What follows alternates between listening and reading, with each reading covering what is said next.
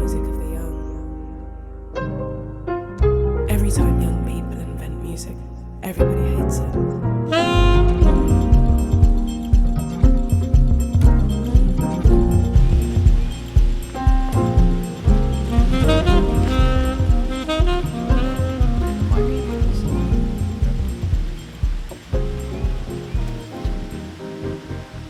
Guys, welcome back to a long-awaited episode of Halfway Home. We took a little bit of a hiatus, but we're back now. We're fully back into the swing of things. Class has started. The fall soccer season's back up and running. Yeah, you got anything to say? No, we had a little summer break. Nice and we were gone for a while and made some new experience. We did. Indeed. Yeah, Max back in his homeland, me back in my home country. So had a beautiful summer. Gaining new experience, new knowledge. So, yeah. What'd you do? So my plan was normally to play summer soccer, summer ball. I mean, just something that Americans do. Well, people who don't know what it is, American college students do that. Well, international college students play summer league in order to get recognition, I believe, but also to stay fit. Yeah, I think that's right. It's like a club system more like. And I did that this summer for childhood independence, which was nice because they cared about, putting me into a nice family. I was living close to the childhood Huntersville area, which, and it's beautiful. So that was really nice. And sadly I partly tore my MCL after 1 month in, so one day before the first game. And then just decided instead of staying there and doing rehab to do rehab on my way traveling, and started traveling and saw some friends in LA, my good friends. It was really fun in LA, and then saw a complete picture of the world, which I really appreciated, was the Europe, right? Like this American way of life, especially in LA, this bougie life sometimes, and then flew back to Germany and saw my mom and my dad. To Italy for my mom's family, and then went to London, one of my favorite cities for sure. Saw my uncle. So I've been around a little bit this summer, and made some really cool experience and new friends. How about you? Yeah, I mean, probably explain to the camera. Tim's father is a pilot and his mum is a flight attendant, so this guy gets like cheap standby tickets on flights, so he has the ability to like go from country to country to country wherever he wants for very cheap. So I have this discount, they call it standby, and it's a blessing in my life for sure, and so I'm really appreciative of being able to fly for so cheap everywhere. And through soccer I also, my networking around this world. I just met so many cool guys around the world, which I stay close with. So I'm always on the move, seeing new friends, or old friends, and new places. That's pretty cool. Yeah, maybe on paper my summer wasn't as exciting, but I just went back home to New Zealand. I felt like I needed to go back. I think I just wanted to get out of America, in all honesty, for a little bit before I came back here. I actually went to London for a week, straight after exams. Yeah, you made a little clip, right? A little YouTube video. Yeah, that's when the whole YouTube thing started. We'll get into that soon. But I went to London for a week, met up with one of my good mates who plays football over there, and then just went back to New Zealand, and it was the winter time, so everyone was at home in my home city that I wanted to see, and just kind of just fell into back into normal routine over there, but also I wanted to make sure that I didn't put my life that I was building over here on pause. That was the biggest goal going back, and something I was a little bit afraid of. I'm building this life over in America, and I want to stay over in America after I graduate, which is soon. I felt like maybe going back to New Zealand could put that on pause, and I'd just be messing around for a few months, and that wasn't the case. I tried a bunch of new things in terms of what career path I want to go into, and got some work, and then also started making YouTube videos that are starting to do quite well. So kind of popped off. Our Max's YouTube vlogs and his editing and all that really popped off. And I think it just shows that in 2 months you learned a complete new skill, which can set you so much apart in a different way of life, you know. And I think that's why life is so exciting, because there's literally nothing you can't do, mate. You know what I mean? Exactly. Yeah. I mean, Max just started randomly to vlog and make videos and color editing, and now he's at 1,000 subs and has videos with 11, 12,000 views on YouTube, which is, if you ever post a YouTube video, insanely hard to achieve. I mean, it's still small numbers in the long run, but I think it's off to a positive start. And it literally just started from, like, I told Tim one day, like, oh, I'm going to buy a camera, I'm going to try this. And, you know, I think buying that camera, and maybe it was a little bit out of my price range at the time, kind of forced me to have that motivation to learn it, and I picked it up pretty quickly.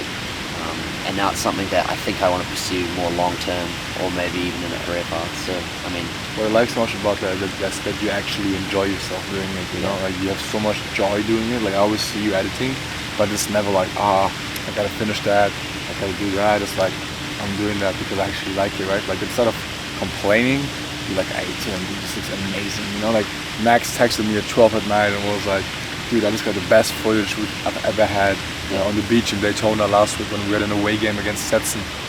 For this, I mean, you should check out the video right now. But I mean, this kind of shows like how much more enjoyable life is and beautiful it is if you actually do something you enjoy, right? Yeah, I mean, obviously it's difficult to get to a position where you're like doing something you love for work. Like I don't think either of us are in that position at the moment. Like we're still students, and like it's a privilege to be able to do that. And if you can do that, I think like that's what I'm trying to work towards. Like be able to do something that maybe looks like work to other people but doesn't feel like work to me. I think that's in terms of like a work life. Yeah, that's all you can ask for. I mean, that's why I play footy. Yeah, because I want to play footy for fun and make money with it. I agree, man. I think it's also cool, like doing something outside of being like a student athlete, and like obviously your life is so invested in your sport at the time and your studies. I think it's very easy to fall into like I can only focus on these two things. True. And I think it's so healthy to have other hobbies or try and start something new while you're in this whole process. Like you've got to realize you are trying something so new by even going over here to begin with, you know. And there's so much more than just soccer or college or university, you know what I mean? I think it's so, you can establish yourself on so many branches and so many new like ideas and directions. And that's what you just said, right? Like everybody thinks at home he's a D1 soccer player, but now he comes back as a D1 photographer. Why? Because you went out of your comfort zone and tried new things. Yeah, I mean, and I think that's a nice way to put it. I mean, this chapter America for you and me is not always about like being the best soccer player or being the best student. It's also about recreating ourselves in new aspects, you know, becoming a different version of ourselves. I think people sometimes get tied up in that. I know, like for you, you've got aspirations of becoming a professional soccer player, and I know a lot of guys at the Division 1 level have those aspirations and almost get tied up in like, no, I've only got to focus on this. Like, I can't branch out and try other things. You got to remember why you're here. Like, you chose this experience, like why you chose this experience, and I think for both of us it was partly just to like figure themselves out a little bit, like figure out what direction we're going to go in life after college, and still be able to play football and see where that leads us. But yeah, just like trying new things, and you never know what's going to happen, you never know what you're going to enjoy, and I think college is really good for that. And student athletes sometimes get caught up in just focusing too much on one thing maybe, and I think it's healthy and it can almost help your performance. Like I've been playing a lot better recently. I don't know if it's just because, you know, the wrist tape he has. Yeah, Max has a little wrist tape which says we're all gonna die one day, or you're gonna die one day. YG. It is YG. YGDOD. Yeah, that's the one. YGDOD. I gotta remember it. He's ripping that one recently. And I mean, St. Thomas, you played amazing. Probably played the best game you played in a long while. So kind of seems to work, right? Yeah. I also think, to your point, that the moment you only focus on one thing too much, and it's kind of like delusional focus, and you kind of like obsessed with something, you don't even enjoy it anymore. You just want to do it out of like I don't know, pursuing excellence, but with no intention of enjoyment and all that, it kind of get toxic to all, you know what I mean? Yeah. So that's what you said, like, that's why I think having multiple hobbies is so important, or having like distractions is so important, because I believe the moment all you do is this, you kind of get sick with it, you know? I mean, the best example is, it's a small verge of like, I always talk about, but I think it's a good example, the Kobe Bryant mindset, you know? Like, he was in the gym 5 hours earlier. That's nice to a certain point, but are you able to like control your mental health while doing that? Because some people won't. And what happens to those people is they fall into that spiral of toxic self-expectation, and they get super sick of that. Yeah, and you burn out. And I think when people talk about obsession,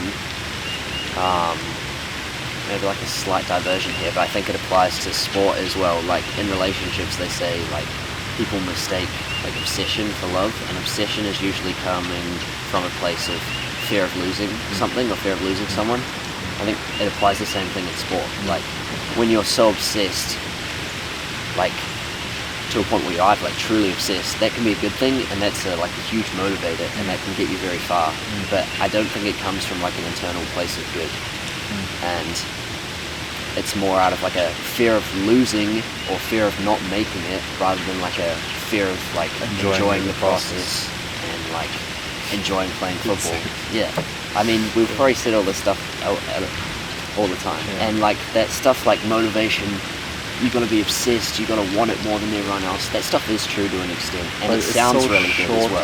Right? Yeah, but so it's motivation words at the end of the day. And I think if you look into like, I can't quote any research off my head, but I think there's a better way of going about it. One for your mental health, and actually like results driven on the pitch in terms of your like mentality and how you carry yourself on and off the field. I mean, that's why the most successful athletes that we know, when we see them and they do something, they do their movements, they don't look like super urged or forced to do it. Yeah. They are calm, you know, they're in that flow state that Max and me talked about it 1,000 times.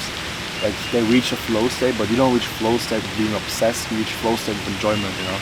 The moment you enjoy something, I think is a moment where you sometimes accidentally enter flow state, and then everything just seems to happen, seems to flow. And that's when I think you reach peak performance. Yeah, I think in saying that, like that flow state and like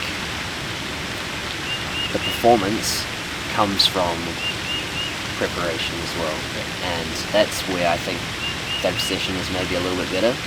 Like making sure you're as prepared as possible, like you're more prepared than like, not more prepared than everyone else, because obviously you don't want to be comparing yourself to other people, but like what you're doing, kind of finding out what's the best preparation for yourself, right? Like getting the right amount of sleep, the right nutrition. And it's like what I kind of realized sooner or later is everybody, some guy or someone has this perfect plan. I don't think there's a perfect plan. I think there are specific bodies who react different to different stimuli. I mean, you probably only need 9 hours of sleep or 8 hours of sleep. I need 7 or 6. You know, you never know. And I think kind of like finding out what your body needs, also for food. I don't know if you heard about it, but many guys eat pancakes as like a ritual before the game day because they think those carbs they get are really good, right? I normally always ate oatmeal before a game. Max recently told me, Tim, skip the oatmeal. It's not good for you because it's just. What do you say? I don't know, I read something on Instagram, I don't know if it's true, but they said stay away from oatmeal. Yeah, and then I read something about oatmeal recently, and it kind of says that if you don't cook it warm and kind of let it like sit for a second, it's not good for your stomach, because it kind of rips something apart. I don't know how true that is, how reliable that source is, but the point is just that I believe everybody has their own routine, which brings you to the point where you can just flow and perform. Yeah, I think, obviously everyone's preparation is different. I just think the preparation is the part where you have to be a bit more locked in on, and then so you're not out there in the game and you're like expecting like, crazy things. Yeah, expecting like, why aren't I playing so well? Like, okay, well you didn't prepare at all for this. Yeah, am I eating good enough? You know, am I sleeping good enough? The game should be where you right? The game should be where you like almost switch your mind off and you just let it all happen. Like you shouldn't be thinking about, oh, did I get enough sleep or did I eat well enough during the game? The game should be the easy part. We talk about it. We should all be like, just let it all just comes together. So we've been here just over a month now, back in Clinton, South Carolina. As you can see, we've changed up the scenery a little bit from our last podcast episode. Look at this, guys. It's beautiful, right? What else do you want? I think it was just a little bit more on brand for who we are as a podcast. Bit nicer the scenery. Maybe it helps with the retention. Who knows? But yeah, Clinton or South Carolina in general is just beautiful during this time of year. It's definitely a lot different in the spring. Like just a whole energy shift, like a whole vibe change from when we were here last time. And Max and me really figured out recently. I mean, that's why Max went back to New Zealand. I kind of traveled a little bit around the world. The places do matter, and I think the environment matters a lot. How do you feel? How do you progress as a person? I think if you're in a bad environment,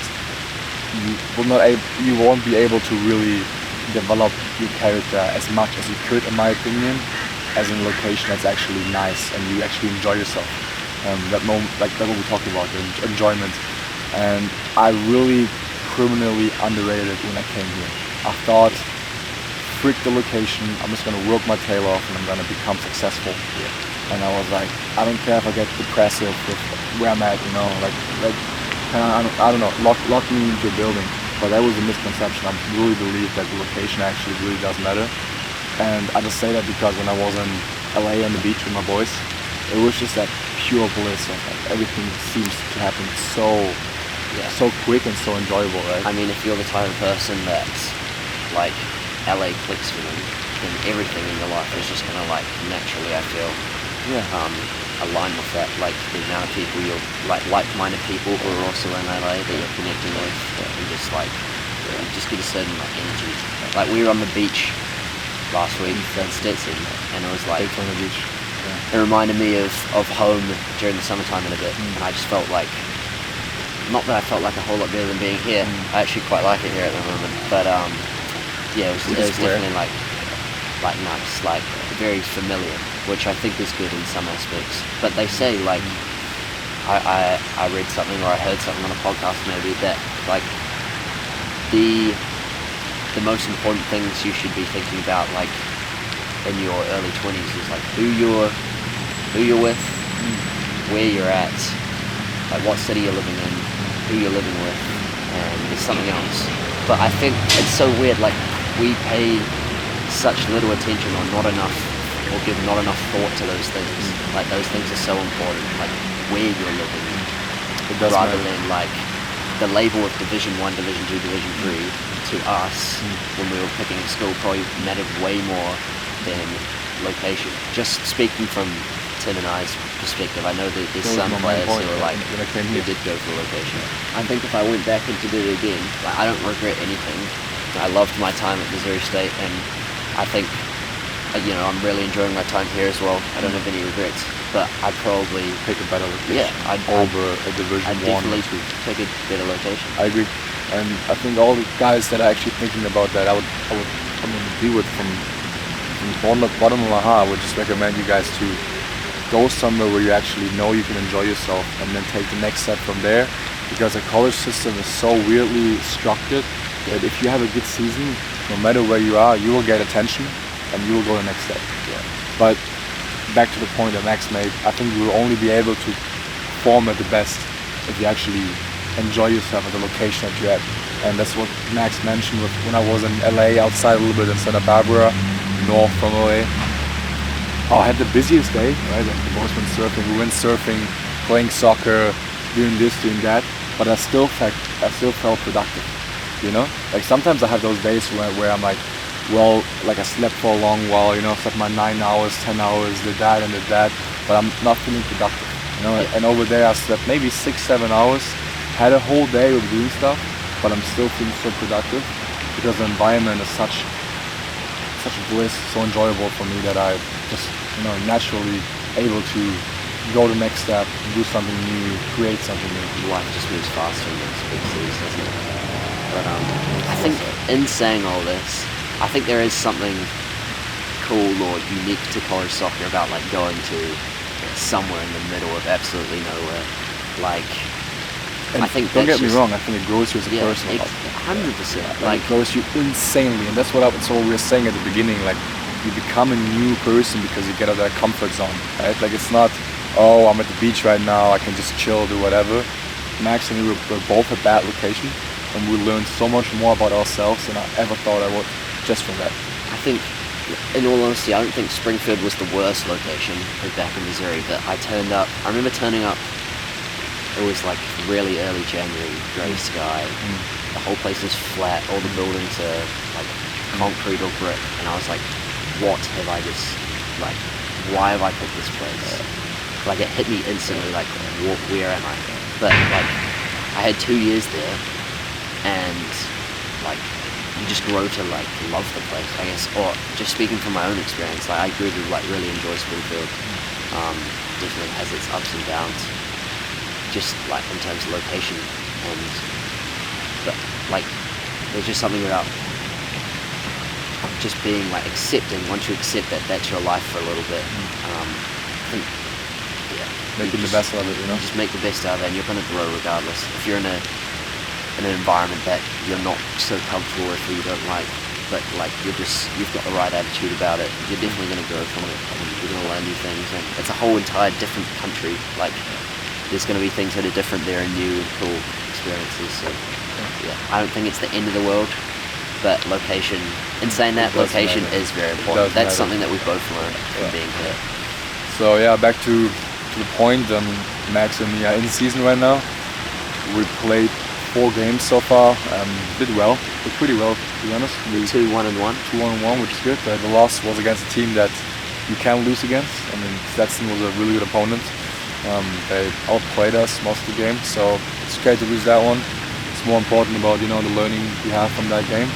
And now we play Coastal Carolina on Friday, which will be big, and next week we play Georgia Southern, which is a really good opponent as well. So the season's going well so far. We have a complete new team than what the guys who listen to us have heard about in spring. Complete new guys, but young guys, but they're open to learn a lot, and yeah, Max and me are enjoying it so far. So yeah, we've got quite a unique setup here. Like, in the style that we play very position-based. Kind of unconventional, not for- normal for- for for American Division I team. American college soccer. And we're also very undersized as well, Yeah. and very young, which is all quite unique in the modern Yeah, day it age of is. Division I soccer. But, you know, I think for the personnel that we have, it suits us. Like, I'm definitely not the most athletic player. I'm quite undersized, and well, maybe And not Max is anymore. one of the taller guys, by Yeah, the way. I'm one of the taller guys on the team, and I'm like 5'11". So I might have to, you know, scream him back now to win the headers for you know me. what? I've been winning my headers recently. Yes, you did. Yeah. I know, I saw it. I kind of saw it. I was thinking, I was like, oh, okay, now Max does the dirty work, you know. Yeah. And St. Thomas, I remember the one where you won the header. You actually jumped quite high. Got some bunnies. I've been So working on I my saw that. flyers back in New Zealand. Yeah, you know Danny, one of our teammates, he's a small guy. He told me, Tim, you know, I never lost a 1v1 header, like possession. Yeah. Put me in the biggest guy. And I'm waiting for the moment where I can find out if this guy's actually true. And I put this 5'8", 5'9" guy on a 6'4" guy and see how he feels with that one. Because he told me he never lost a header against a big guy. He told me I never lose against the big guys. Never in my life. You know what? To be honest, if it's Danny saying that, I kind of like, I can see that. Like, that guy can just pull stuff out of nowhere. Bro. Yeah. He's got a crazy Trivela goal outside the boot, which was really untraditional for college soccer to shoot it from there like this. You know, like I've never seen a goal like that. I think it was I mean, quite there's some impressive. crazy goals in college soccer that Yeah, score. You yeah. see it every day. And I mean, also for us, because our team is so young and so immature, I feel like kind of struggling finding those easy college goals. You know, Yeah. so many college goals happen through set pieces, long throws, and all that. Early cross into the box. And we're just not that team, and we really struggle to finish. That's our biggest problem right now as a team. But if you look at the goals we score, they're bangers. You know, like we don't score no goals. It's It really doesn't nice really goals, happen. yeah. The most goals we score are like really nice, well-played goals. Yeah, I think it's just the personnel that we have. We just, if I could say anything, like, we need to be more hungry to score goals. Me included, but I need to start getting in the box more. I need to start getting in front of my man when those crosses come in. That's what I've been working on after training each day. So I think it will click eventually, and like, the performances are not like going up and down. I think it's going, obviously it's not linear, but I think we're on an incline where, you know, we're performing at a good level right now. Obviously, we only got 2 wins, 1 loss, 1 draw. Yeah. We don't want to end the season only on 2 wins, so just staying level-headed, staying in the middle. But it's exciting. It's like my first proper season in college soccer, I'd say, after being here in my 3rd year. So Crazy. Also for me, yeah. it's my first season actually playing every minute, every game without being injured.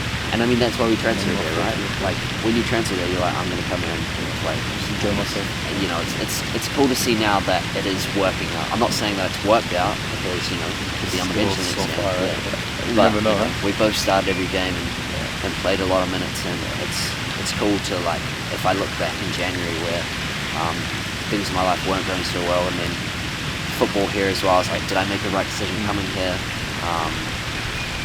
You know, I can say now, like, I'm pretty sure I made the right decision, or I've made it. So looking back, it was the right decision. Like, I've done the work and got myself into this position where I'm playing now. And Also because you kind of regrets, you know, like you gotta make the best out of it. And that's what you and me did. The place, Clinton, South Carolina, is not really a beautiful place to live at because it's just so small. it is very small. Yeah. I mean, beautiful. It's Yeah. beautiful, but it's not what you expect when you come to America to study at a Division 1 level. Yeah. So it's always what you make it, and I think that's perfectly summed up for the session, right? Life is what you make it. Life is what you make it. So make the best out of it.